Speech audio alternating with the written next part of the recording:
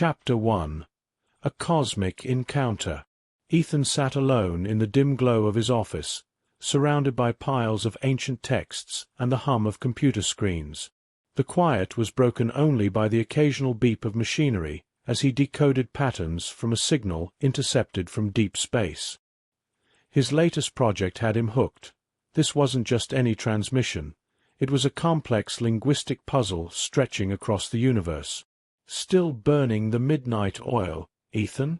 Dr. Alex Renard, his colleague and old friend, stood at the doorway with a knowing smile. Alex, come in. Look at this pattern. It's unlike anything we've ever seen. I think it's a language, not just random noise, Ethan said, his eyes alight with excitement. Alex walked over, peering over Ethan's shoulder at the data displayed on the screen. Incredible. It's structured, rhythmic, almost like poetry from another world. Ethan nodded, tapping a sequence into the computer. I'm sending a response. Nothing invasive, just a basic mathematical greeting. Let's see if they understand us. As the signal pulsed into the cosmos, both men waited, not expecting an immediate reply. But to their surprise, the screen flickered, and a response came. It was swift, deliberate, and in a pattern that suggested intelligence. This is unbelievable, Alex. We're actually communicating. Ethan's voice was a mix of glee and awe. Wait until the world hears about. Their discussion was cut short by another signal, stronger and more complex. It was followed by a soft, melodic voice that filled the room, speaking in an unknown but strangely melodic language. They recorded it, the sound somehow soothing and inviting. Weeks of exchange followed, each message more intriguing than the last. Finally, a breakthrough came, not through the airwaves, but in a more astonishing manner. One evening, as the stars twinkled knowingly above, a sleek, silver craft descended silently into the field beside their observatory. Ethan and Alex approached cautiously, their hearts pounding with a cocktail of excitement and fear. The hatch opened with a hiss, and a figure stepped out. It was humanoid, graceful, with luminescent skin and eyes that reflected the night sky. I am Lyra from Thalossa, the alien spoke, the voice unmistakably the same as from the transmissions, now fluent in English. Your greetings were received, and I am here to learn and share. Ethan, finding his voice, extended a hand in the universal gesture of peace. Welcome to Earth, Lyra. I'm Ethan, and this is Alex. Lyra took his hand, the touch light and warm. Thank you. I hope to learn much from you. Alex, ever the scientist, was brimming with questions. How did you get here so quickly? What can you tell us about your technology? In time, all will be shared, Lyra replied, a gentle smile on her lips. For now, I wish to see your world, understand your people. Ethan felt a profound sense of responsibility. We'll do our best to be good hosts. There's so much we can learn from each other. As they walked back towards the observatory, the night sky seemed to embrace them, a velvet backdrop to a first fragile bond. Lyra looked up, her gaze thoughtful. Your world is beautiful in its complexity. I am eager to experience it fully. And we are just as eager to learn about yours, Ethan responded, aware that this encounter might change the course of human history. Together, the trio planned their next steps. The coming days would be filled with shared knowledge, questions, and a growing understanding that this was just the beginning of an incredible journey. Chapter 2. Bridging Worlds. Ethan, Alex, and Lyra gathered in the main hall of the observatory, surrounded by maps of the stars and artifacts from Earth's many cultures. The atmosphere was one of eager anticipation as they prepared to exchange knowledge and ideas. Let's start with the basics of our communication, Ethan suggested, spreading out diagrams of human linguistic structures and several devices to demonstrate. This is how we share ideas among ourselves and document our history. Lyra listened intently, her eyes scanning the materials. Fascinating. Thalassa communicates through harmonics and color spectrums as well as linguistics. It's more than just sound for us. It's about conveying emotion and thought through multiple senses. Alex, intrigued, brought over a spectrometer. Could you demonstrate? Maybe we can begin to understand your methods as well. Lyra nodded, touching a device she had brought with her, which lit up in a sequence of gentle hues. Each color shifted smoothly into the next, accompanied by a soft, harmonic tone. Each transition and combination has meaning, she explained. It can express everything from a simple greeting to a complex philosophical idea. Amazing, Alex said, taking notes. It's like a symphony and a painting all in one. Ethan, always the linguist, was deep in thought. There's a symmetry here, between our desire to communicate and the tools we've developed to do so, despite our vastly different environments. Lyra smiled. Yes, it seems the need to connect is universal. The conversation shifted as Ethan introduced Earth's diverse ecosystems through virtual tours and holograms. Forests, oceans, deserts, and mountains flickered around them in vivid detail. Lyra was visibly moved by the variety. Thalassa is mostly water, with floating plant forms and bioluminescence. It's beautiful, but not this diverse. Your world has such vibrant life forms, she observed. I'd love to see Thalassa's oceans, Alex chimed in, his curiosity piqued by the thought of alien marine life.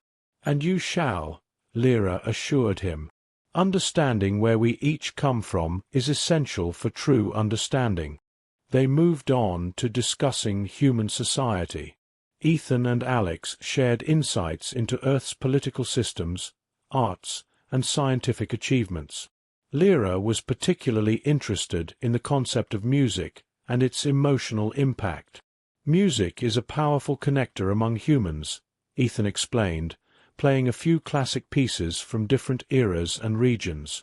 It can evoke deep feelings and bring people together. Lyra listened, her expression thoughtful. We have similar expressions, though ours combine color and sound in public displays. It creates a communal emotional landscape. As the day turned to evening, the trio planned a small outing. Let's show you some of our world firsthand, Ethan suggested. They decided on a visit to a nearby city park, a place where Lyra could experience a slice of everyday human life.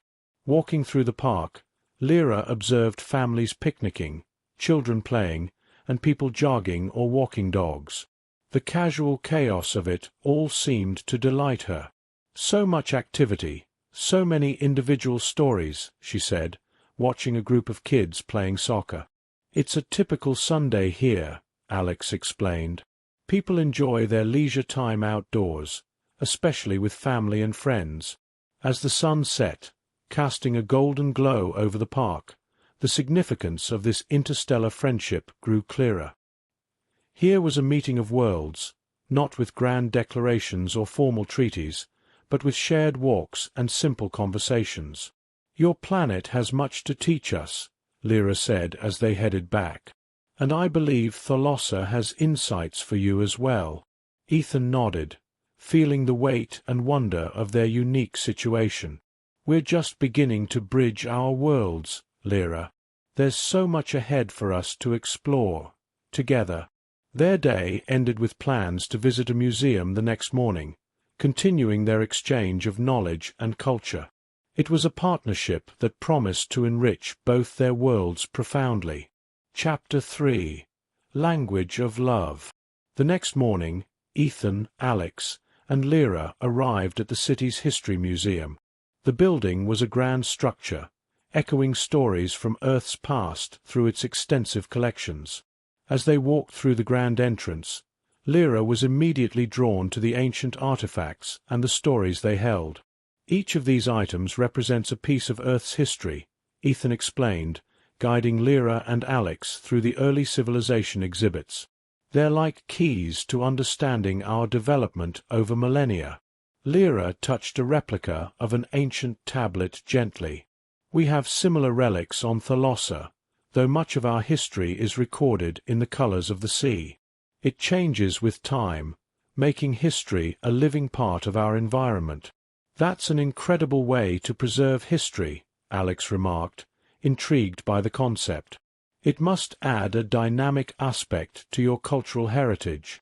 As they moved to a section dedicated to linguistic history, Ethan shared, languages evolve, die out, and are born from the ashes of older ones. It's much like life itself. Lyra nodded thoughtfully. Language shapes thoughts.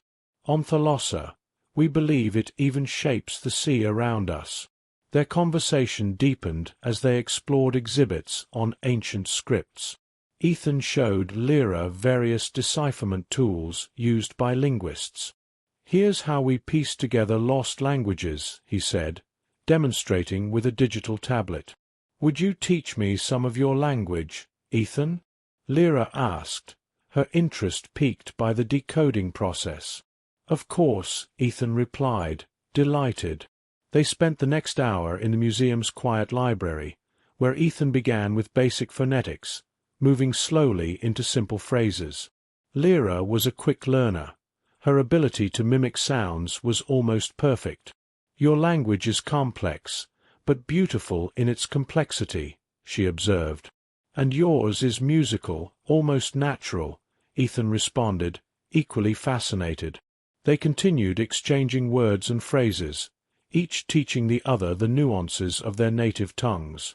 As the afternoon waned, they ventured into a section of the museum dedicated to art.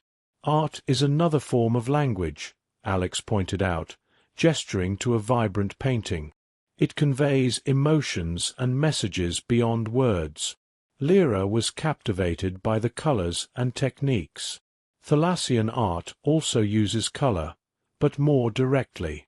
We blend them in ways that affect the viewer's emotional state. Human art often aims to provoke thought or evoke a specific feeling, Ethan added, discussing the symbolism in various artworks. The trio then engaged in a hands-on art session organized by the museum, where visitors could create their own pieces. Lyra used vibrant hues to mimic Earth's sunset, while Ethan and Alex tried to capture the fluidity of Thalassian seas using swirling patterns. Their shared activity not only brought them closer, but also allowed them to express their thoughts and feelings in a form other than words. As they painted, they laughed and shared stories from their respective worlds, the barriers between them melting away. By the time they left the museum, the sky was streaked with the pinks and oranges of dusk.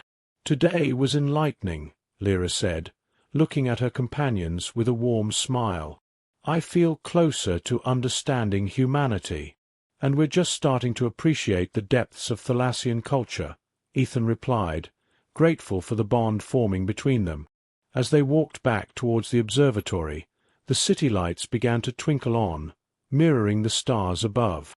Their day of shared languages and art had not only taught them about each other's cultures, but had woven a deeper connection among them, enriching their journey of mutual discovery.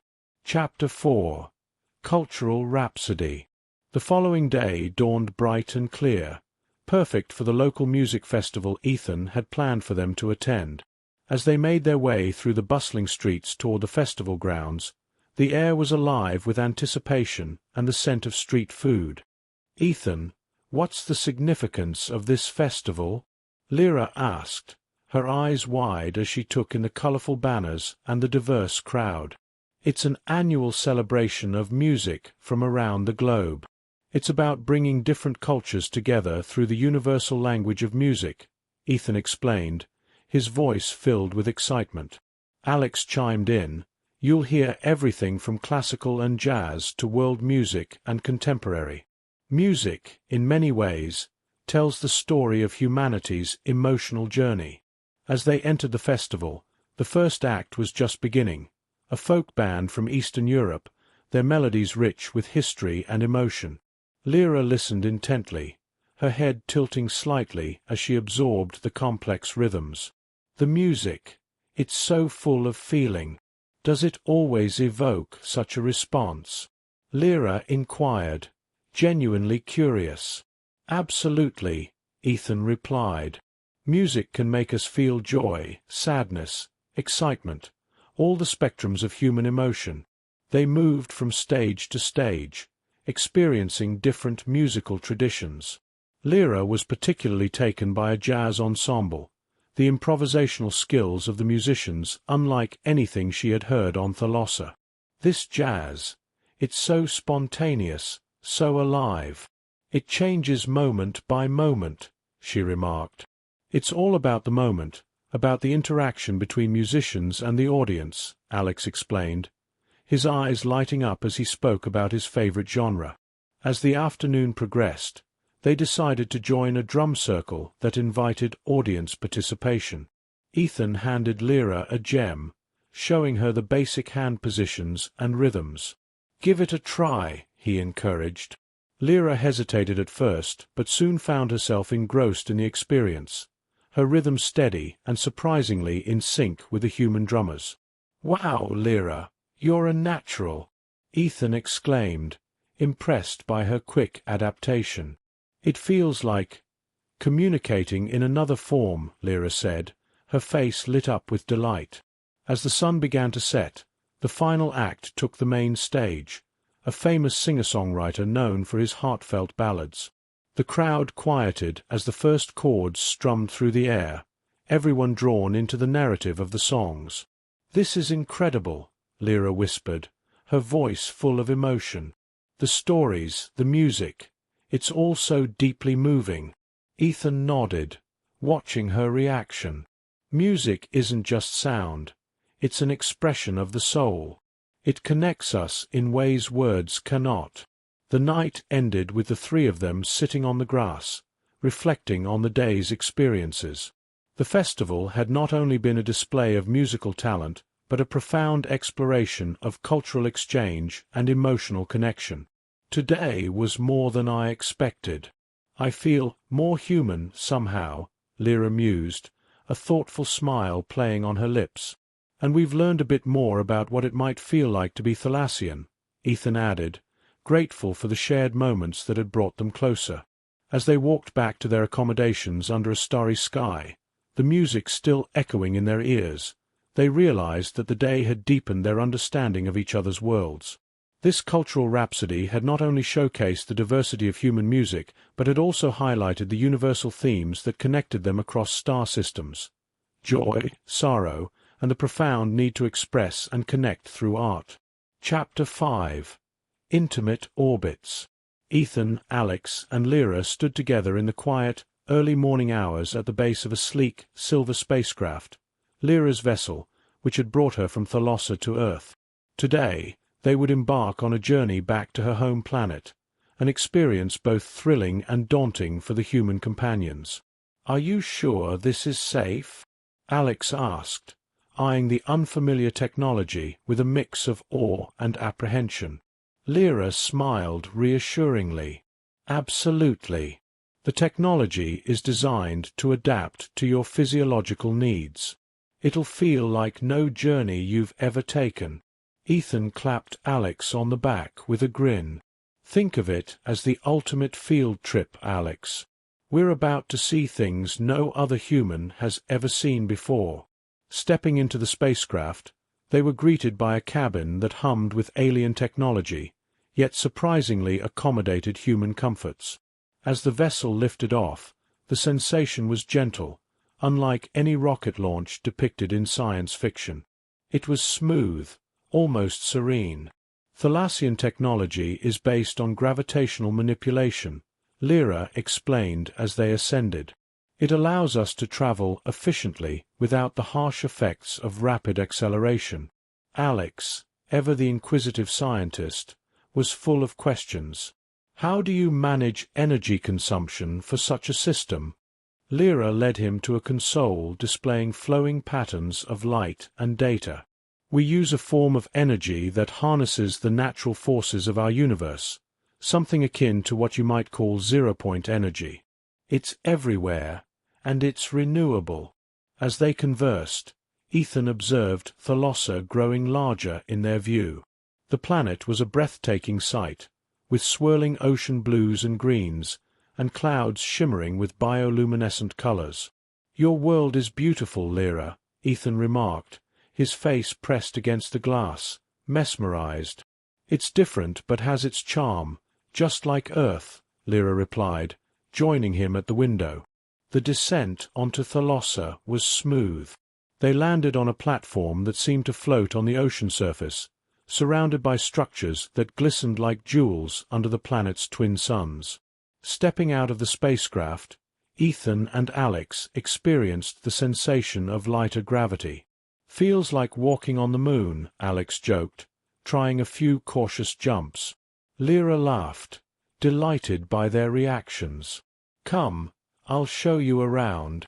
Their tour began at a nearby research facility, where Lyra introduced them to Thalassian technology that allowed them to interact with and study the planet's marine life.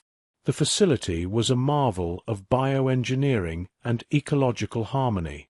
"This is our main observation deck," Lyra said, guiding them to a large, dome-shaped room with panoramic views of the underwater world. The scene was alive with creatures of unimaginable shapes and vibrant colors. "Thalassian society has always prioritized living in balance with our environment," Lyra explained as they watched a school of iridescent fish swim by in perfect synchrony. "Our technology, our architecture, even our diets are designed to maintain this balance." As the day progressed, they visited a cultural center where music and art from Thalassa were displayed. Here, Ethan and Alex were treated to a visual and auditory symphony that depicted the planet's history and cultural evolution. "The integration of art, music, and environmental consciousness is remarkable," Ethan noted, deeply impressed by the seamless blend of culture and nature. "That's the essence of Thalassian life," Lyra replied. "We believe that understanding our environment and expressing this understanding through art is key to our way of life." Their visit extended into a communal dining area where they tasted Thalassian cuisine, which was both exotic and surprisingly palatable. The flavors were new yet oddly familiar, a fusion of sea and land that delighted their senses. As night fell on Thalassa, the bioluminescent clouds cast a soft glow over everything, creating a dreamlike ambience. "I've never seen anything like this," Alex murmured, his eyes wide with wonder. "Neither have I," Ethan agreed, his voice soft. "It's like a living dream."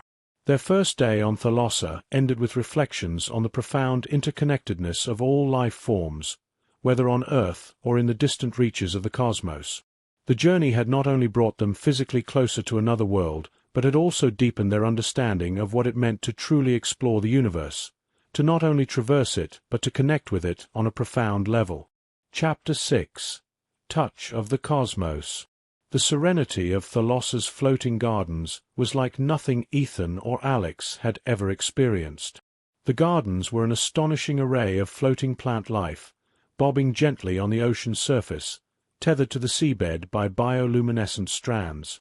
"This place is like a living artwork," Ethan remarked, mesmerized by the gentle sway of the plants. Lyra smiled, leading them along a winding path that seemed to hover just above the water. "These gardens are a sacred space for us. They remind us of our connection to all life." As they walked, Lyra explained the significance of each plant species, many of which played a vital role in Thalassian medicine and nutrition. Alex, with his scientific background, was fascinated. "The synergy between your plant life and your technology. It's like you've mastered a kind of ecological engineering. It's essential for our survival," Lyra explained. "On Thalassa, living in harmony with nature isn't just a philosophy. It's a practical necessity." The conversation shifted as they reached a particularly beautiful section of the garden, where the plants emitted a soft, pulsing light. Lyra turned to her companions, her expression becoming more serious. "I brought you here for a special reason. This place is where we come to connect, not just with nature, but with each other." Ethan and Alex listened intently as Lyra continued. Thalassian relationships, like our plants, are about mutual support and growth. I would like to share something with you both. Something personal. They both nodded, understanding the importance of the moment. Lyra reached out, touching each of their hands. The touch wasn't just physical. It felt deeper, as if she was communicating something intangible. In our culture, touch is communication. It's how we share our thoughts, our feelings, our essence. Ethan felt a warmth spreading through him, a sense of peace and profound connection. Alex, too, seemed affected, his usual restlessness stilled. "This is beautiful, Lyra," Ethan managed to say, his voice thick with emotion. "It's unlike anything I've ever felt." "It's one of our most sacred traditions," Lyra replied. "Sharing this with you, it means you're truly friends, not just visitors." They spent the next few hours in the garden, talking openly about their hopes, their fears, and their dreams. Lyra shared more about her life on Thalossa, about the pressures of being one of the first of her kind to travel to another world. Ethan shared his aspirations to bridge the gap between different cultures through language and understanding, while Alex spoke of his desire to advance human technology in a way that could sustainably benefit Earth. As the Thalassian night began to fall, the bioluminescent light from the plants grew stronger, illuminating their faces in a soft glow. The garden seemed to pulse with life, echoing their deepening bond. "We start to understand each other better when we share pieces of ourselves," Lyra said, looking at both men with gratitude. "What we did today, it's how we build bridges between worlds." Ethan nodded, his heart full. "I feel honored, Lyra. Today changed something in me. I see now how deeply our worlds can connect." Alex, who often kept his emotions in check, added, "I've never been more hopeful about what we can learn from each other, what we can accomplish together." They left the floating gardens as the stars began to appear in the sky above, the lights of the garden reflecting in the water below, creating a mirror image of the cosmos itself. It was a perfect reflection of their new understanding, a universe of possibility that was just beginning to unfold. Chapter 7. Love Beyond Lightyears. Back on Earth, Ethan, Alex, and Lyra found themselves on the quiet, familiar terrain of the observatory grounds. The night was serene, and the sky was a tapestry of stars. They sat on a